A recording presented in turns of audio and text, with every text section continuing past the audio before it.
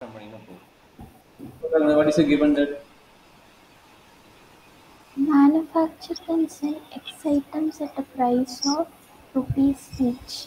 ஒரு each manufacturer வந்து ஒரு குறிப்பிட்ட ஐட்டம் வந்து இந்த அமௌண்ட்டுக்கு sell each each of amount each ப்ராடக்ட்டுக்கு இந்த அமௌண்ட் செல் பண்ண முடியும்னு சொல்கிறாங்க sir. The cost price of x item is cost price கொடுத்துருக்காங்க sir. Find the number of items he should sell to earn maximum profit. Okay சரி இது எப்படி form பண்ணி என்ன பண்ணலாம் அப்போ ஃபர்ஸ்ட் எழுத முடியும் இது செல்லிங் ப்ரைஸ் கரெக்டுங்களா இது வந்து என்னது செல்லிங் எக்ஸ் ஐட்டத்தோட ப்ரைஸ் அப்போ அது என்ன எழுதலாம் எஸ் ஆஃப் எக்ஸ் கரெக்டுங்களா எஸ் ஆஃப் எக்ஸோட வேல்யூ ஈச்ன்னு தான் அப்போ எக்ஸ் ஐட்டம் இருக்குன்னா எக்ஸ் ஐட்டத்துக்கு ஒவ்வொரு ஐட்டத்துக்கும் அப்படின்னா மீனிங் என்ன இது வந்து சிங்கிள் ஐட்டத்தோடது கரெக்டுங்களா 5 மைனஸ் எக்ஸ் பை 100 இது சிங்கிள் ஐட்டத்தோடது அப்போ ஈச் ஐட்டம் என்னது எக்ஸ் ஐட்டம் இருக்குன்னா எக்ஸோட மல்டிப்ளை பண்ண போகிறோம் கரெக்டாமா ஆமாங்க சார். புரியுதுல எக்ஸையை மல்டிப்ளை பண்ணாது ஈச்னு சொன்ன வேர்டுக்காக நம்ம வந்து எக்ஸை மல்டிப்ளை பண்ணுறோம் சரிங்களா ஓகே சார். நீங்கள் price okay sir. Rupees this one each அப்போ ஒவ்வொரு ஐட்டத்துக்கும் நம்ம தனித்தனியாக போட போகிறோம் கரெக்டுங்களா அப்போ என்ன ஆமாங்க சார். ரெண்டாவது என்னது cost cost of the price அப்போ சி ஆஃப் எக்ஸ் அது அப்போ அதனோட வேல்யூ என்னங்கிறா எக்ஸ் பை 5 ப்ளஸ் 500 சரியாம்மா ஓகே சார்.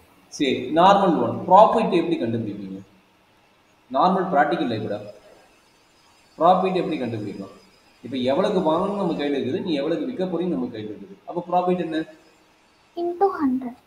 ஆஹா இன்ட்டு கண்டு ப்ராஃபிட் நார்மல் ஒன்றா சரி ஒரு ஐட்டம் வாங்குறேன்னு வச்சுக்குவேன் ஒரு ஐட்டம் நீ ஓகே வாங்குறது வந்து ஒரு 200ன்னு இருக்குன்னு வச்சுக்குவேன் நீ விற்கிறது வந்து 250 வருது விற்கிறேன்னு வச்சுக்குவேன் அப்போ உன்னோட ப்ராஃபிட் என்ன 50 rupees.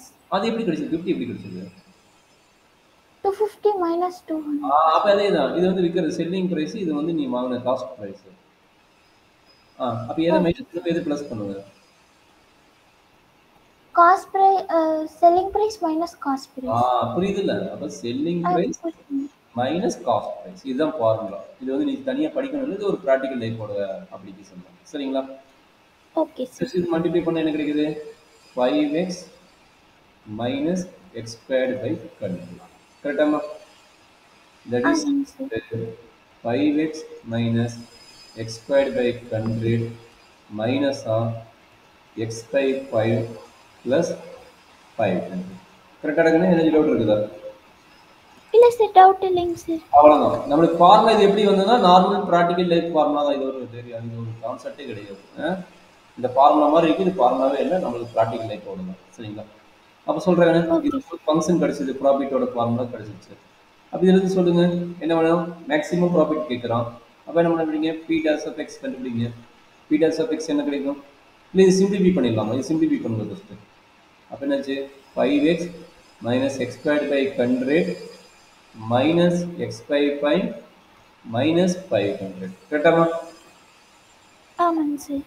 அப்போ என்னாச்சு இது ஒரு எக்ஸ்டென் இது ஒரு எக்ஸ்டென் அப்போ என்ன கிடைக்குன்னாக்க என்ன 24 பை 5 எக்ஸ் வருமா ரெண்டையும் கம்பைன் பண்ணோம் செக் பண்ணி பாருங்க இவனையும் கம்பைன் பண்ணோம்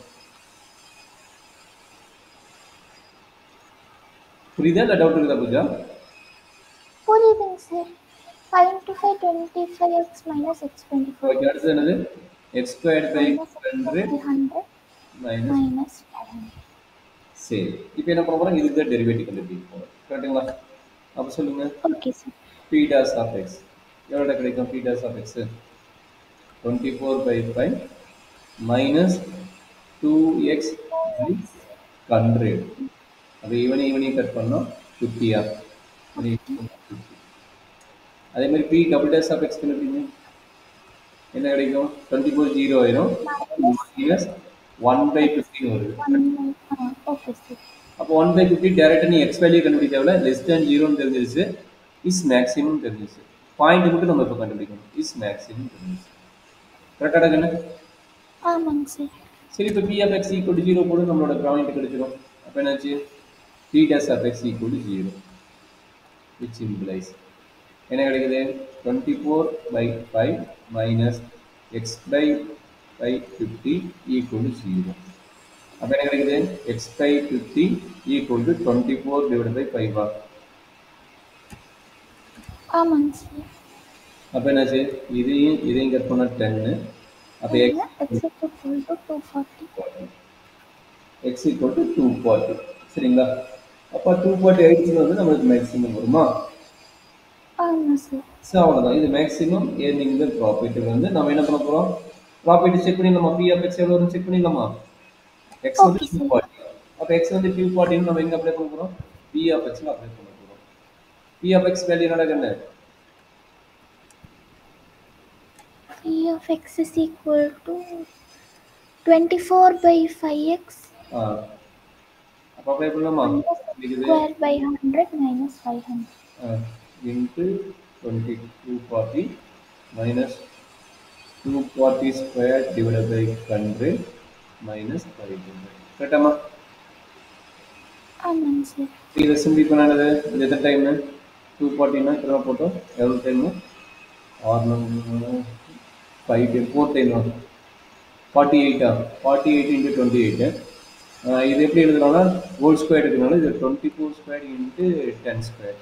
அப்போ இதுவும் 100 கட் ஆகிடுச்சு. கரெக்டாமா? ஆமாங்க சார். அப்போ நம்ம என்ன மல்டிப்ளை பண்ண போகிறோம், 24 இன்ட்டு 48 எவ்வளவு, அதே மாதிரி மைனஸ் 24 இன்ட்டு 24 எவ்வளவு, மைனஸ் 500. இதனோட சிம்பிளிஃபிகேஷன் முடிச்சா நம்மளுக்கு ப்ராஃபிட் எவ்வளோ இருக்கு அப்படி பண்ணி சொல்லி பார்க்கலாம்.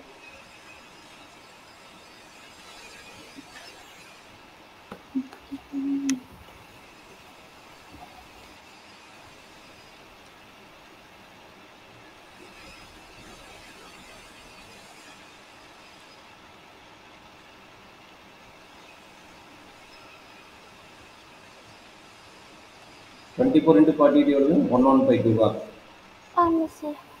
1152 மைனஸ் 24 ஸ்கொயர் வந்து 576. 1152 minus 570.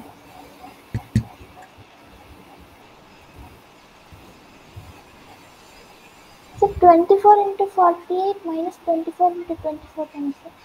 ஆமாம்மா, 24 இன்ட்டு 24 அது போட்டிங்களா, எல்லாம் போட்டு எவ்வளோ வருது, 76 வருது சார். எவ்வளோ, 36 76 சார். 76. அப்போ நம்மளோட ப்ராஃபிட் வந்து 240 ஐட்டம்ஸ் இது வரும்போது 76 ப்ராஃபிட் வருது. சரியாம்மா? இப்போ எக்ஸுங்கிறது ஐட்டம்ஸ், நம்பர் ஆஃப் ஐட்டம்ஸ் இது. அப்போ ப்ராஃபிட்ஸ் வந்து ₹76. சரியாம்மா?